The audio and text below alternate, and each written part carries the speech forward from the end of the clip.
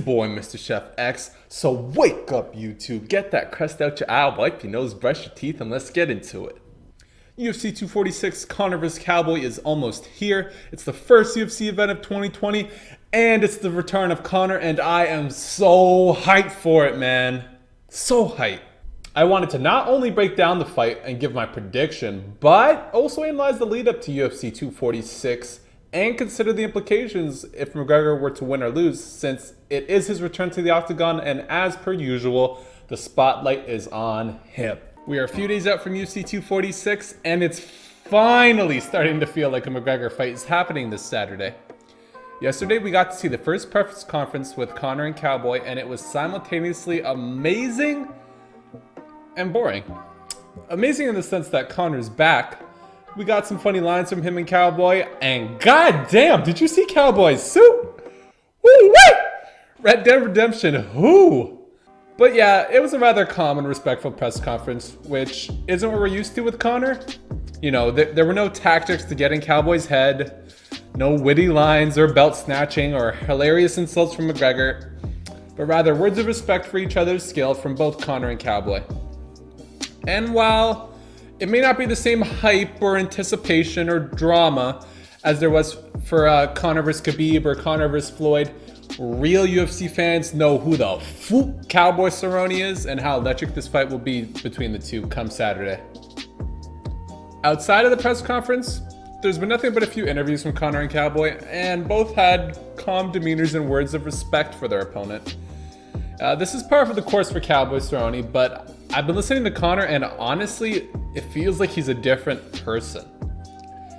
This is a man who realizes that he's only had 2 MMA matches in the last 3 years, and he's about to get into the cage with a guy that averages 4 fights a year? This is a man who realizes that if he wins, he is guaranteed a title shot. But if he loses, you know, he stands to be ridiculed, and his path back to championship status is a lot more blurry. I think this is a man that realizes the stakes, and this is a focused Conor who's on a mission. So let's listen to him in this interview with Ariel Helwani. I've been talking to a lot of members of your team, and I keep hearing the same thing. We haven't seen him this happy in so long. It's a different Conor. He's so engaged, he's so motivated. Do you agree with all these statements? And if so, why is that? Yeah, I'm feeling really good. I'm enjoying my training. I just took my, you know, I listened to myself what I needed to do in my training setup and outside of the gym, and I executed them. I followed what I said to myself that I needed to do, and it's giving me energy. It's giving me focus, and I'm happy now. You know, I'm enjoying my training. So why are you happy now? I mean, I'm just focused. I'm just committed. You know, when you say to yourself, right, you know what you've got to do, right? We all know what we've got to do. We say to ourselves, I should do it this way, or I should do this. And when you don't do that, and then you carry on, you feel, you know, like I always say, doubt is removed by action. So if you're not working, then that's where the doubt seeps in. So I knew things I should have been doing and things I shouldn't have been doing, and I still did them and didn't do them, if you get me. But now I'm listening to myself, and I've followed my internal instruction, and it's just given me more passion and more focus and more drive, and I'm doing what I feel I need to do, and it feels good. So that's it. So while this lead up hasn't been the most iconic McGregor press rally, I do think this focused, low-key approach is best, not just for Conor, but also us, the fans, as I think it means we will have a peak for McGregor in Las Vegas this Saturday, who's ready to let his game do the talking instead. Now, I'm not saying Conor McGregor is never gonna trash talk or be cocky or braggadocious again. No. I still think he is very much that witty, eccentric entertainer, and we will see that side of Conor again. I just think, you know, he's coming off of the loss from Khabib, and he's been a bit humbled, and he's taken the time off, and he's very focused, and he's starting to feel the magnitude of this fight, whether he wins or loses. And if he loses, I don't think he wants to live in a world where he's without a clear path to the title and doesn't have something directly motivating him to get into the gym every day, to keep training and to stay sharp and on his game.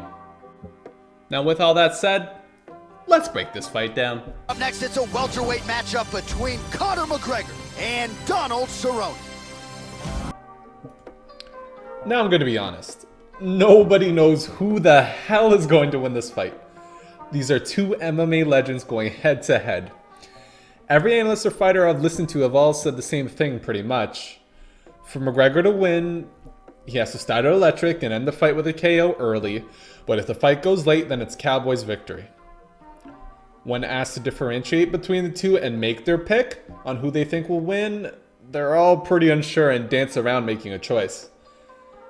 Don't believe me? Here, listen to the legend himself, George St. Pierre, when coach Firas Zahabi asked him the question. Whether the first couple minutes of the storm and then McGregor's powerful left hand, I think he can get it. But otherwise, wait, it sounds like you're picking Cerrone. Are you picking Cerrone?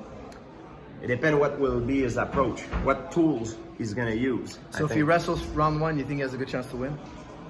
I think if he wrestle round one, he's got a good chance to win. But if he try to play a boxing game and karate game with McGregor will tag him and knock him out.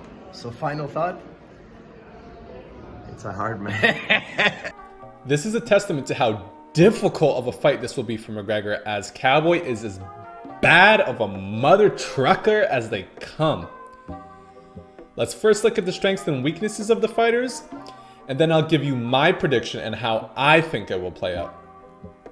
So for Conor's strengths, as me, you, plus everybody else and their grandmother knows, that man's got a left hand cannon.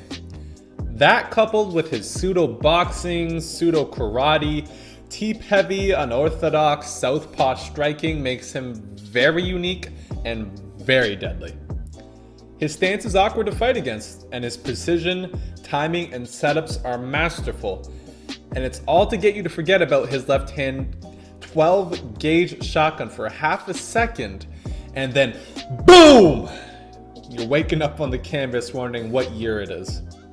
If he doesn't knock you out cold with that clean left, but leaves you hurt, that man has a killer instinct like no other and can pass guard and finish you with his excellent hip placement and wrist control to get off his ground and pound punches. Leading up to this fight, everyone's been saying Cowboy just needs to take him down and submit him. And while that's great to say in theory, that's a hell of a lot easier said than done. If the Khabib fight taught you anything about Conor, it's that his takedown defense is great, and that the fight only ended once he made a single mistake and got caught in that third round. Everything he did before that to keep that fight standing and to evade Khabib's takedown was really impressive. Okay, as for Conor's weaknesses, wrestling just isn't part of his game, and that's okay. The only reason I'm listing it is because he is versus a very well-rounded opponent in Cowboy, and I feel as though this could leave him susceptible. I'm not saying it will happen, but I'm saying it could leave him susceptible to getting out grappled in the clinch, perhaps getting caught out on bottom, and maybe even submitted. Next, I've listed stamina. Now let me make this very clear. Any elite MMA fighter, especially on the caliber of these two, has amazing cardio when we're talking about cardio or stamina in the usual sense. And Conor could run miles around you and I. When I say stamina, I mean just in terms of the fight, because in a fight, the fighter is stressed, they are pressured, they are exerting themselves in ways you don't ever do when you run a mile, play soccer, or even spar.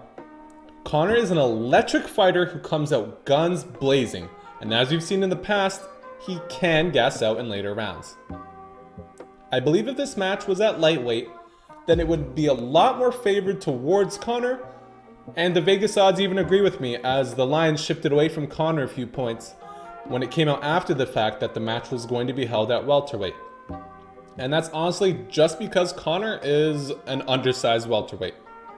Now I'm not gonna lie, he's been looking bigger and pretty built heading into this fight, but he's going to come in weighing something like 167 or 168, whereas Cowboy is a true 170 pounder. Cowboy's not a big 170 pounder, but just a true 170 pounder. You know, it's not the biggest of deals, But it does mean a fight at welterweight instead of lightweight is better for Cowboy. His last weakness, quote unquote, is simply inactivity. Ring rust is a real thing, and Conor hasn't been fighting much these past few years. Cowboy isn't an easy comeback fight, and I think Conor has done his best to prepare, but there's no better practice than actually fighting 3 to 4 times a year, which Conor just hasn't been doing. Now, let's check out Cowboy's strengths. So Cowboy Cerrone is a world-class kickboxer / Muay Thai fighter whose striking experience makes him tough as hell to stand with. I'd like to highlight his fierce leg kicks as potential aces in his sleeve to keep the pressure on McGregor, and he could potentially get a KO with a setup head kick. Not only is he an excellent striker, but Cowboy has amazing jiu-jitsu. Now, he's not a black belt, or do I even think he cares enough to pursue a black belt, but he does have 17 wins via submission, which I don't think most people are aware about. The man's also got a granite chin, and he can take a lot of damage. And as I've already said, he's an active veteran fighter who averages 4 fights a year, and he's been to the dance before. As for Cowboy's weaknesses, and I say weaknesses as potential pitfalls, not like glaring, terrible weaknesses, as Cowboy is as complete of an MMA fighter as they come.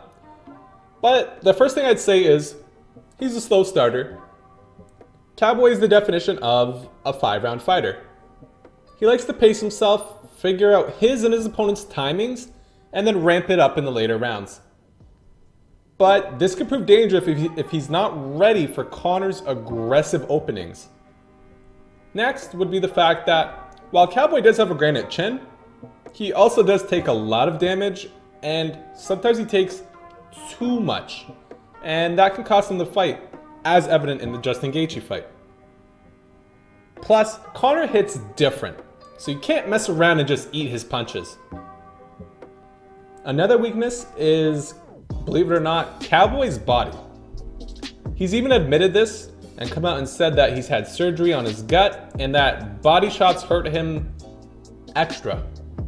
I expect Conor to take full advantage of this with his deep front kicks, crafty body combos, and overall dirty boxing. And the last weakness I would say for Cowboy is that despite his amazing striking technique and experience, he lacks one-hit KO power. Believe it or not, Cowboy Cerrone has never, and I repeat never, one-hit KO'd someone. He's only had 5 KOs in his whole career, and all 5 of them were TKOs. So, now for my pick. I'm gonna call for a Conor McGregor win by ground and pound TKO via referee stoppage in the second round after rocking Cowboy with a left hand. I'm going with this pick because I think the McGregor we're going to see Saturday night is like a McGregor that we haven't seen in a long time. He's sober, he's humble, he's prepared, and he's hyper focused. Conor is always one to live up to the big moments, and I think he will rise to the occasion. I also believe that Cowboy's been fighting in absolute wars his past 10 fights. I mean, I say past 10, pretty much his entire career, and that willingness that he has to make it a fist fight and trade shots will be punished by McGregor's power. So, what happens if I'm right and Conor does win? Well, Dana White has come out and said that he's guaranteed a title shot against the winner of Khabib vs. Tony. But what if Khabib wins that fight? Does that mean we're going to get Conor vs. Khabib too? No, absolutely not. I think I'm the first one to call this, as I haven't heard anyone else say this. So let me be on the record first saying, I think if Conor wins this fight and then Khabib wins the fight versus Tony and Dana White makes that match, Khabib is going to refuse the fight, he's going to vacate the belt, and then he's going to retire. Khabib has made it very clear after all the disrespect that he went through, as well as dominating that first fight, that he's not going to fight McGregor again unless he wins 10 fights or something, as Khabib put it. I think if Dana gives Conor the title shot versus Khabib, Khabib's going to refuse. He's going to leave the sport. He's going to remain undefeated. Or he may just vacate the belt and then take a super fight versus GSP in a 165-pound catchweight match. The new 155 championship bout would be Conor versus Tony or Conor versus Justin Gaethje. And what if Conor loses? I think if he were to lose, then we would never see another fight for Conor at 155 pounds again. I think he would either fight Jorge Masvidal at 170 for the BMF belt, and then maybe do the Nate Diaz trilogy fight, also at 170, and then he would retire from the UFC. If Conor loses on Saturday night, I believe those are the only 2 fights left for him to make that require no setup. If he loses on Saturday night, he is at least 2 wins away from title contention at 155 pounds, maybe even 3 wins. And I don't think that journey interests him.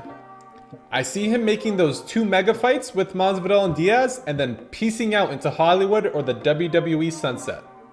That's it for my breakdown of Conor vs. Cowboy. Thank you so much for watching. I wanted to let you guys know that I'm doing a live stream watch party for UFC 246 on Saturday night.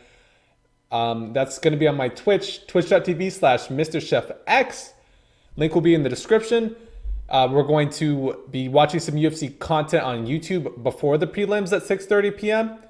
Then we're going to watch the undercard and main card where I'm going to give you some commentary. Going to get your guys' opinions, taking some polls of who you guys are picking to win the fight. So please come check me out. Chill. I did one for UFC 245. It was really hype. It was really lit. Had a few hundred people in there. It was really fun. All right, guys. If you liked the video, then please like the damn video and subscribe because it's been your boy's first UFC YouTube video. So I need y'all to let me know what you thought about it in the comments down below. Also, tell me below who you got for UFC 236. Is it Conor? Is it Cowboy? Let me know. This has been the first UFC video of many to come, so keep checking me out. Anyways, it's been your boy MisterChefx, so I need y'all to keep stirring that pot, and I will see you guys in the next video. Peace.